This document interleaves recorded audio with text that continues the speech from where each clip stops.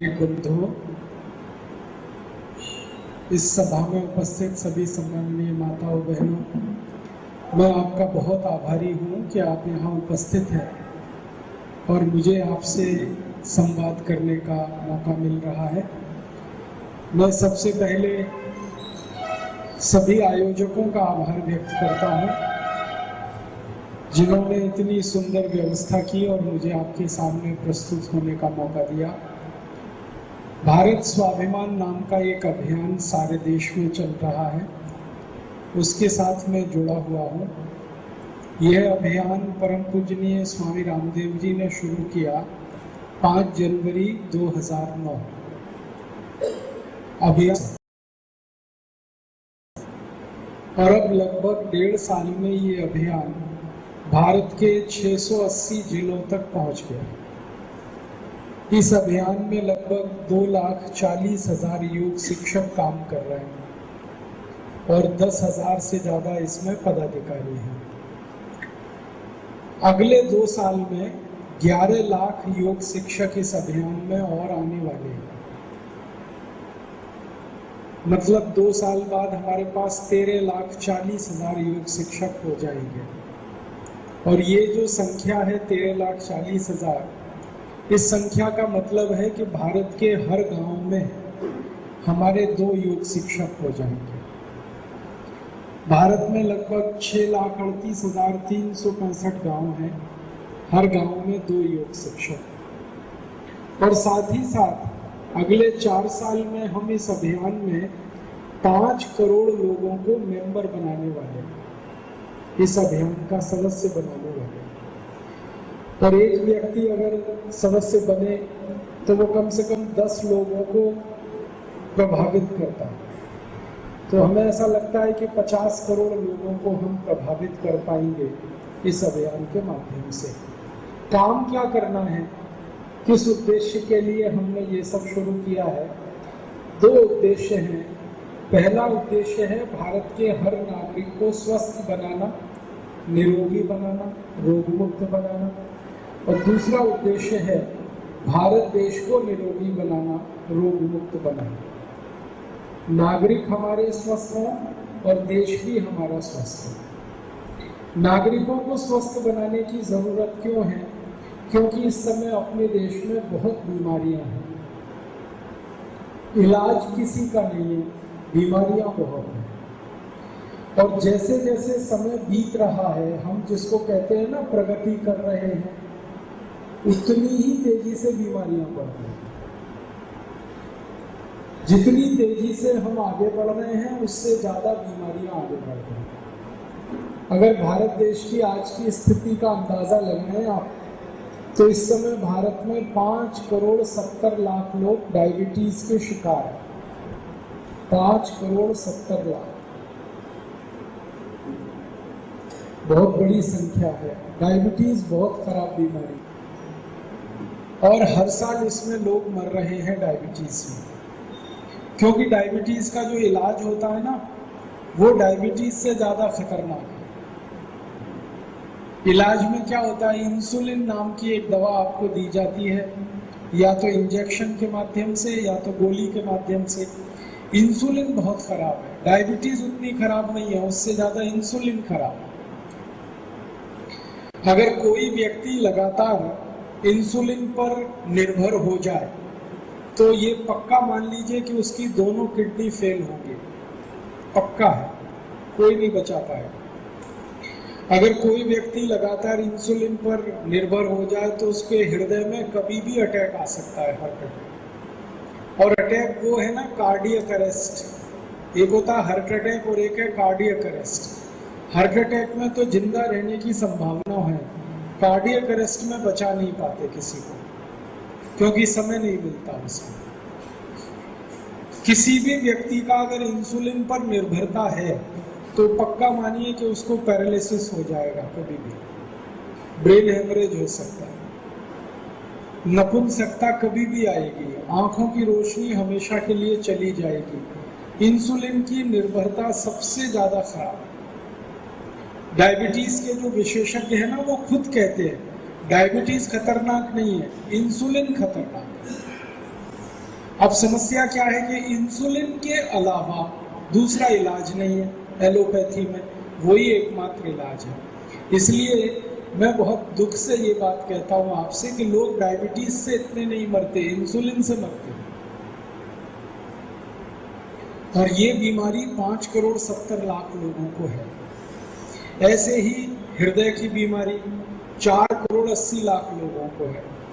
Blockage है heart में 4,80,00,000 लोगों को। इसी तरह से 12 करोड़ लोगों को आंखों की तकलीफें हैं।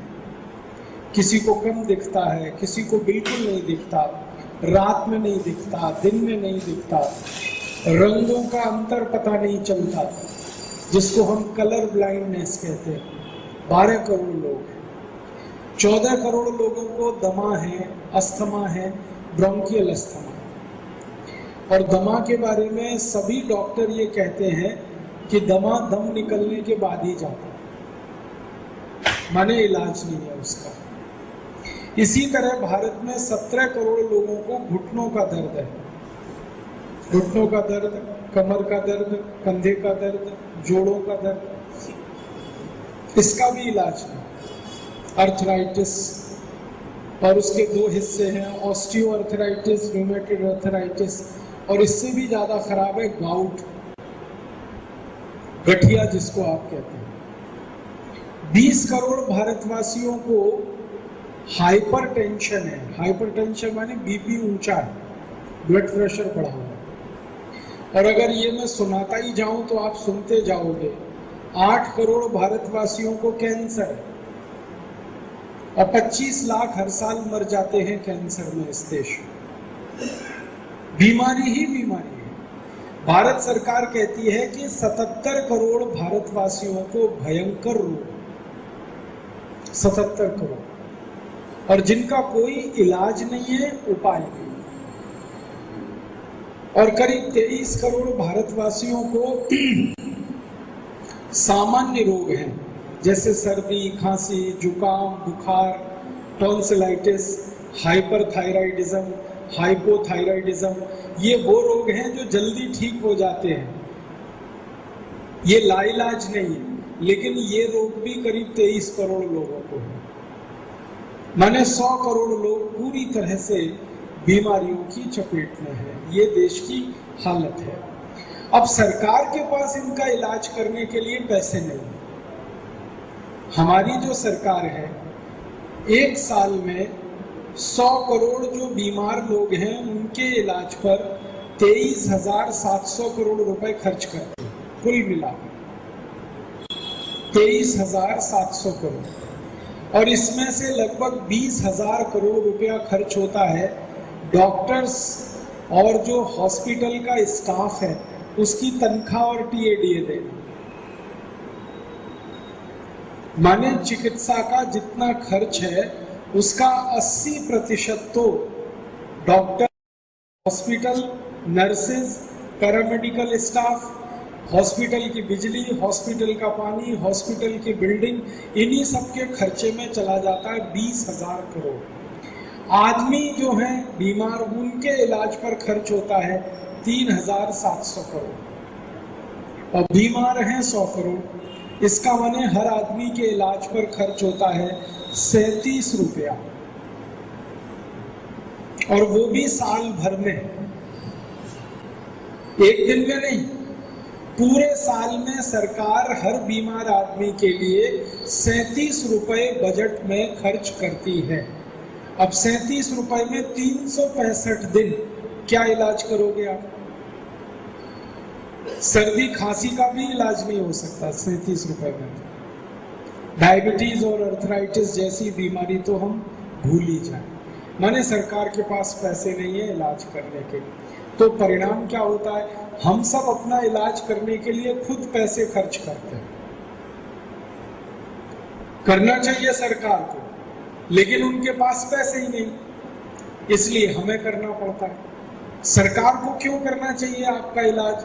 इसलिए कि आप सरकार को टैक्स देते हैं इस काम के लिए। हम सब भारतवासी साल भर में सरकार को 21 लाख करोड़ रुपए का टैक्स देते हैं साल में। 21 लाख करोड़। और ये टैक्स हम 3 जगह देते हैं। एक तो केंद्र सरकार को देते हैं, फिर राज्य सरकार को देते हैं, फिर नगर पालिकाओं को देते हैं। केंद्र सरकार को जो हम टैक्स देते हैं हर साल, वो करीब 8.5 लाख करोड़ है, 8,50,000 करोड़। राज्य सरकारों को देते हैं वो करीब 10 लाख करोड़। 33 राज्य हैं, तो सबका मिलाकर मैं बोल रहा हूँ 10 लाख करोड़। और 2.5 लाख करोड़ हम देते हैं नगर पालिकाओं को। भारत में करीब 14,000 नगर पालिकाएं हैं, म्यूनिसिपल कॉरपोरेशन। तो 2.5 लाख करोड़ नगर पालिकाओं को दे दिया, 10 लाख करोड़ राज्य सरकार को, 8.5 लाख करोड़ केंद्र को, कुल मिलाकर हमने दे दिया 21 लाख करोड़। और ये जो टैक्स हमने दिया इस उम्मीद में कि सरकार हमारी चिकित्सा की सुविधा करेगी, बिजली की सुविधा करेगी, पानी की सुविधा करेगी, सड़क की सुविधा करेगी, शिक्षा की सुविधा करेगी, हमारी सुरक्षा की सुविधा करेगी, विदेशी आक्रमण से देश को बचाएगी। इसलिए तो टैक्स देते हैं, नहीं तो टैक्स देने का मतलब क्या। अब हम तो दे रहे हैं ईमानदारी से हर साल टैक्स, लेकिन सरकार उतनी ईमानदारी से हमारे ऊपर वो खर्च नहीं कर रही है। अगर मैं मोटी मोटी सी जानकारी आपको दूं तो हर आदमी सरकार को साल में 21,000 से ज्यादा का टैक्स भर रहा है, हर आदमी।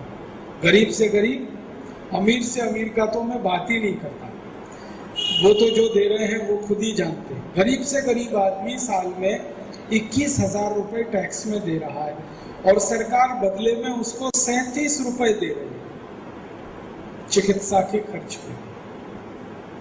क्या होगा उससे? शिक्षा का खर्च अगर मैं बताऊं तो सरकार 33 रुपए हर आदमी को खर्च कर रही है शिक्षा के लिए, 37 रुपए हैं चिकित्सा के खर्च में, शिक्षा के लिए 33 रुपए। पानी की व्यवस्था अगर करें तो उसके लिए 7 रुपए हर आदमी के लिए। सड़क की बात करें तो लगभग 9 रुपए। एक दिन मैंने ये सब जोड़ा, चिकित्सा, शिक्षा, सड़क, बिजली, पानी, सब मिलाकर सरकार हमारे ऊपर खर्च करती है मुश्किल से 75 रुपए साल में। और हम सरकार को दे देते हैं 21,000 रुपए साल में हर व्यक्ति, और हर व्यक्ति पर खर्च हो रहा है 75 रुपए साल में। मतलब बात सीधी सी है कि हम जो दे रहे हैं बदले में हमें कुछ नहीं मिल रहा है। तो जाता रहा है सब पैसा, हम तो दे रहे हैं टैक्स में। किसी भी साल भारत सरकार ने ये नहीं कहा कि भारतवासियों ने हमें टैक्स नहीं दिया। हर साल हम टैक्स दे रहे हैं और ज्यादा से ज्यादा दे रहे हैं। अभी 10-12 साल पहले 1 करोड़ लोग इनकम टैक्स देते थे, अब 3 करोड़ लोग इनकम टैक्स दे रहे हैं इस समय। सरकार कहती है कि अगले 2 साल में 5 करोड़ लोग इनकम टैक्स देंगे। माने टैक्स देने वालों की संख्या बढ़ रही है, माने टैक्स का कलेक्शन बढ़ रहा है, माने सरकार की आमदनी बढ़ रही है। फिर सरकार को क्या मुसीबत है खर्च करने,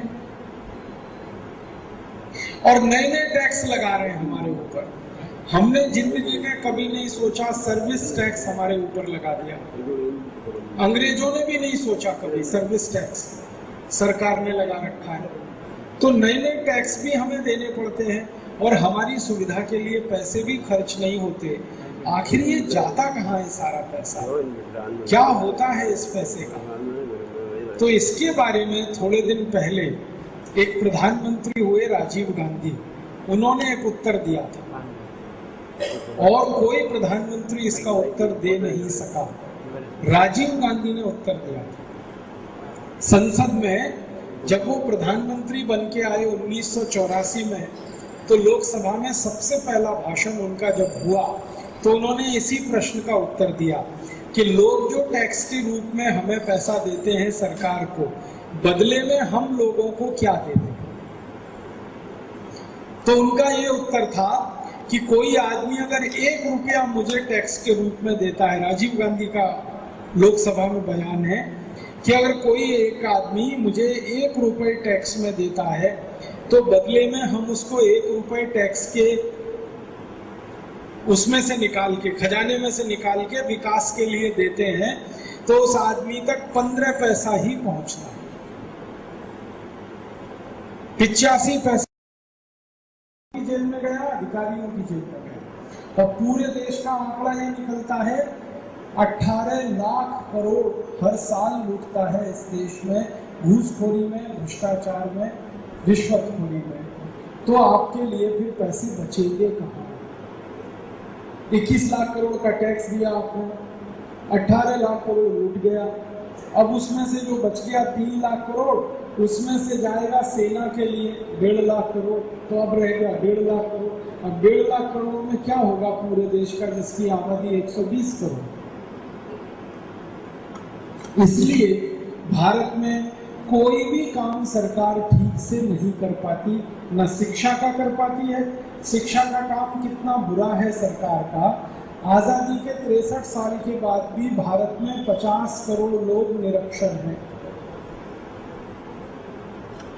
और इससे भी ज्यादा दुख है मुझे कि भारत में जितने बच्चे एडमिशन लेते हैं ना पहली कक्षा में सारे देश में, उसमें से मुश्किल से 2% ही उच्च कक्षा तक पहुंच पाते हैं। पहली कक्षा में अगर मान लो 100 बच्चों ने एडमिशन लिया तो आखिरी कक्षा तक पहुंचते पहुंचते वो 2 रह जाते। आखिरी कक्षा माने एमए मान लो, एमएससी मान लो, एमकॉम मान लो, एमबीए मान लो, जिसको हम पोस्ट ग्रेजुएशन कहते हैं।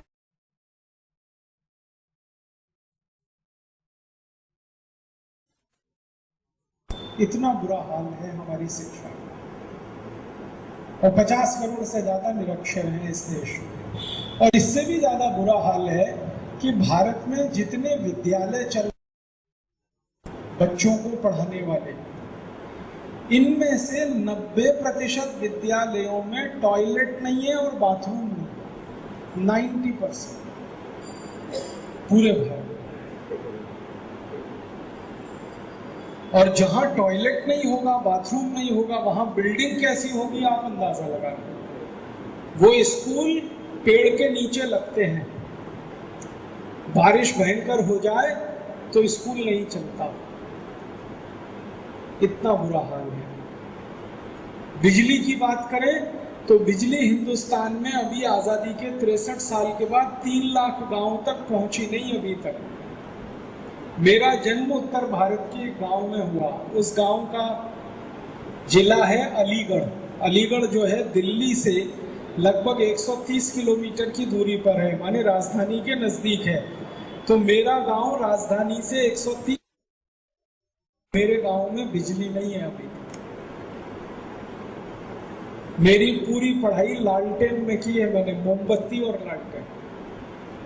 और मेरे जैसे 3 लाख गांव हैं देश में।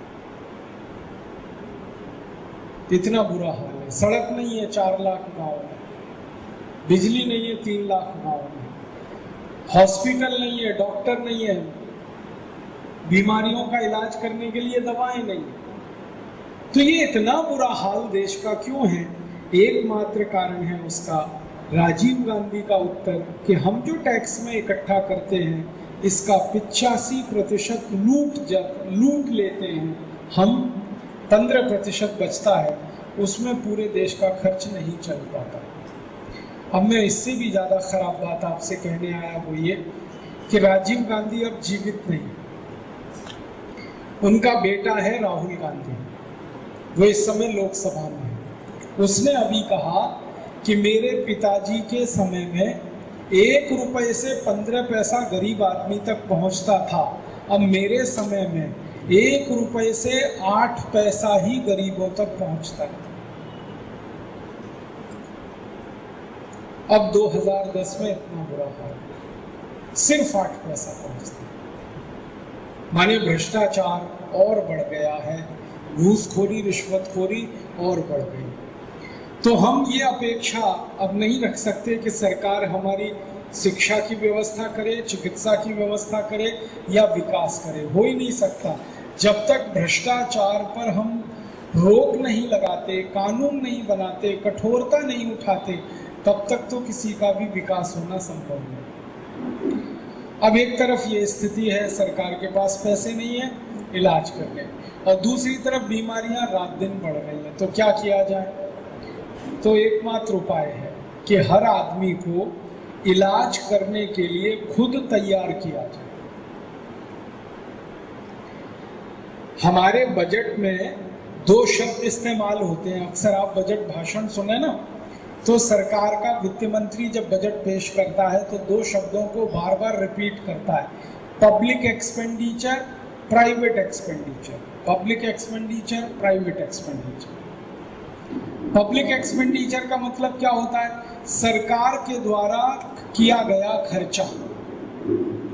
तो मैंने कहा हर व्यक्ति पर 37 रुपए खर्च होगा सरकार को, ये है पब्लिक एक्सपेंडिचर। तो प्राइवेट एक्सपेंडिचर आपके द्वारा आपके लिए किया गया खर्चा, वो है प्राइवेट एक्सपेंडिचर। जब सरकार खर्च नहीं करेगी चिकित्सा पर तो आपको ही खर्च करना पड़ेगा अपनी चिकित्सा पर। तो दुख ये है कि आप 21 लाख करोड़ का तो टैक्स दे देते हो, फिर उसके बाद अपने इलाज पर 7 लाख करोड़ रुपए और खर्च करते हो हर साल। सरकार को दे दिया 21 लाख करोड़, अब 7 लाख करोड़ और खर्च करोगे तब आप अपनी चिकित्सा की व्यवस्था कर पाओगे, माने ये है प्राइवेट एक्सपेंडिचर। और ये जो 7 लाख करोड़ रुपए आप खर्च करोगे अपने इलाज पर, ये कहां से आएंगे? तो इस पैसे को जमा करने के लिए कोई दुकान बेचता है, कोई मकान बेचता है, कोई घर के गहने बेचता है, कोई दुकान और मकान को गिरवी रखता है, कोई खेत बेचता है, कोई खलिहान बेचता है, और किसी के पास बेचने को कुछ नहीं है तो कर्ज लेता है, तब जाके इलाज हो पाता है, क्योंकि इलाज बहुत महंगा है। एक छोटी सी इलाज की बात करूं, हमको हार्ट अटैक आए तो हम जाते हैं ऑपरेशन के लिए, उसका नाम है एंजियोप्लास्टी। एंजियोप्लास्टी सबसे आसान ऑपरेशन है, सबसे आसान, सबसे सस्ता, सबसे आसान, लेकिन ये कितना महंगा है आपके लिए। एक एंजियोप्लास्टी कराने में कम से कम 1.5 लाख रुपए खर्च होता है, और अपोलो जैसे हॉस्पिटल में 2 लाख 2.5 लाख खर्च होता है। और इलाज में किया क्या जाता है? आपके हृदय में रक्त देने वाली जो वाहिकाएं हैं, जिनको हम आर्टरीज और वेन्स कहते हैं, कुछ रक्त लेके आती है, कुछ लेके जाती है। बारे में अच्छे से पता चल गया डॉक्टर को कि मोटी पार्टी है तो 3 लाख भी ले लेगा। और आप में थोड़ी बेशर्माई है, वैसे है नहीं, लेकिन हम में से कुछ लोग जो थोड़े बेशर्म किस्म के हैं, वो डॉक्टर से भाव तोल करेंगे तो उनसे 75,000 भी ले लेगा वही डॉक्टर, कभी कभी 50,000 में भी कर देगा वही ऑपरेशन, क्योंकि उसका क्या जाता है, 10 रुपए का माल है उसका, तो 50,000 भी उसको पैसे ही मिल रहे। और आजकल चेन्नई और बेंगलोर में ऐसे कई हॉस्पिटल हैं जो एक पर एक फ्री ऑपरेशन कर रहे हैं। हाँ, एक पर एक फ्री, बहुत हॉस्पिटल। तो माने ऐसा धंधा चल पड़ा है जैसे सब्जी भाजी बेचने का, 1 किलो आलू लो 1 किलो प्याज फ्री, एक ऑपरेशन कराओ दूसरा ऑपरेशन फ्री। इसका माने लूट इसमें इतनी बड़ी है आप सोच नहीं सकते। और कानून कोई है नहीं इस देश में। आप एंजियोप्लास्टी मदुरई में कराओ, हो सकता है 75,000 खर्च हो, वो मद्रास में कराओ, हो सकता है लाख रुपए खर्च हो, वो दिल्ली में कराओ तो हो सकता है 1.5 लाख खर्च हो, कुछ फिक्स नहीं है। एक ही ऑपरेशन 3 अलग शहरों में कराओ, अलग अलग खर्चा आएगा, जबकि वो डलना एक ही स्प्रिंग है 10 रुपए का। ध्यान रखना, 10 रुपए का माल आपसे 1.5 लाख रुपए ले लें।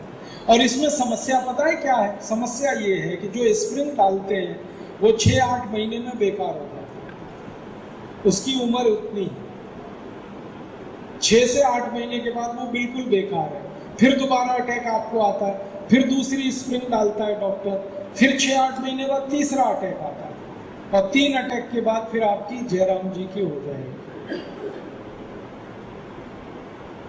डॉक्टर आपसे ले लेगा कम से कम 4.5-5 लाख, और आप भगवान जी के पास चले जाएंगे। ये है सारा खेल। कारण जानते हैं क्या है? ये जो एंजियोप्लास्टी है ये सक्सेस नहीं है, सफल नहीं है। सारी दुनिया के विशेषज्ञ कहते हैं ये सफल नहीं। तो आप कहोगे जी बाईपास कराएं क्या? बाईपास भी सफल नहीं है। आज आपने बाईपास कराया, कल फिर अटैक आ सकता है आपको, कोई गारंटी नहीं उसकी। तो आपको ओपन हार्ट सर्जरी, उसकी भी कोई गारंटी नहीं। ये तो बड़ी समस्या है, खर्चा भी करें और इलाज की कोई गारंटी नहीं। सभी के बारे में यही कहा जा सकता। आपको अगर बीपी है हाई, कोई गारंटी नहीं ले सकता कि आपका बीपी ठीक करा दे वो किसी भी दवा से। वो कहेगा जिंदगी भर खाओ गोली, और जिंदगी भर तो खाना खाया जाता है, गोली थोड़ी खाई जाती है। गोली तो महीने 2 महीने खाए ठीक हो जाए, उतना ही है। खाना खा सकते हैं रोज, लेकिन वो कहते हैं रोज गोली खाओ, 4 सुबह 4 दोपहर 4 शाम। गोली ऐसे खाओ जैसे सब्जी खाते हो, सब्जी की जगह गोली खाओ।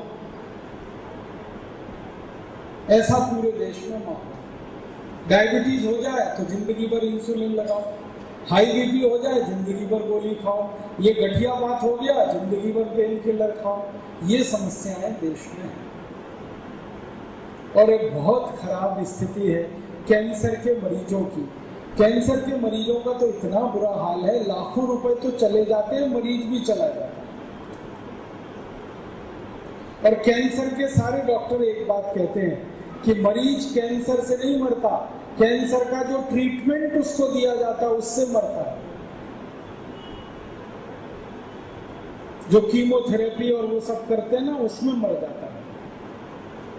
तो ऐसा घटाटोप का माहौल है। ऐसी स्थिति में क्या किया जाए? तो एकमात्र रास्ता हमको दिखाई देता है वो ये कि हर व्यक्ति को कुछ ऐसा ज्ञान दिया जाए कि वो अपनी हर बीमारी को खुद ठीक करे, डॉक्टर पे निर्भर ना रहे, दवाओं पे तो बिल्कुल ना रहे। हम जो दवाएं खाते हैं, डॉक्टर हमें जो दवाएं खिलाता है, शायद आप नहीं जानते जिन दवाओं को आप खाते हो दुनिया में उन्हें कोई नहीं खाता। अमेरिका के लोग जिन दवाओं को नहीं खाते, जर्मनी के लोग नहीं खाते, फ्रांस में नहीं खाते, इंग्लैंड में नहीं खाते, हमारा पड़ोसी बांग्लादेश जिन दवाओं को नहीं खिलाता अपने लोगों को, वो दवाएं हम खाते हैं। नाम लेके बताता हूं। एक दवा है, उसका नाम है वोवेरॉन। ये अक्सर खिलाई जाती है जब बुखार आता है, तो वोवेरॉन का इंजेक्शन लगाता है डॉक्टर या गोली खिलाता है।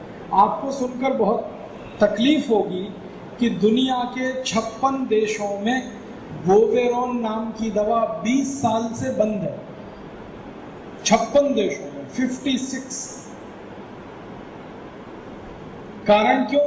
वोवेरॉन का इंजेक्शन अगर गलती से आपने लगवा लिया, कभी भी किडनी फेल हो जाएगी। सबसे ज्यादा दुष्परिणाम उसका किडनी पे हो। और हम तो पतंजलि योगपीठ में रहते हैं, हर दिन 2000 मरीज आते हैं हमारे यहाँ। हमारी ओपीडी भारत की सबसे बड़ी ओपीडी है, पतंजलि योगपीठ हरिद्वार की। 2000-2500 मरीज रोज आते हैं। कम से कम 500 मरीज रोज आते हैं जिनकी किडनी फेल हुई रोज। और कहानी जब सुनता हूं मैं उनकी, तो कहानी एक ही है जी, वोवेरॉन का इंजेक्शन लगाया, किडनी फेल। कोई कहेगा जी पैरासीटामोल मुझको दिया, किडनी मेरी फेल। तो पैरासीटामोल और वोवेरॉन, ये 2 खतरनाक दवाएं दुनिया के देशों में कहीं नहीं बिकती, क्योंकि ये किडनी फेल कराती हैं। भारत में धड़ल्ले से ये दोनों ही दवाएं बिक रही। एक दवा है, उसका नाम है क्विलोकिनोल। ये दवा दी जाती है जब आपको डायरिया हो जाए, डिसेंट्री, दस्त हो जाए, पेचिश हो जाए, तो डॉक्टर आपको क्विलोकिनोल जरूर खिलाएगा। ये क्विलोकिनोल दुनिया के 104 देशों में बंद है पिछले 40 साल से। कारण क्या है? किलोकिनोल अंतड़ियों में घाव कर देती है और वो घाव बढ़ते बढ़ते अल्सर, फिर पेप्टिक अल्सर में बदलता है, बाद में कैंसर होता है, आदमी मर जाता है।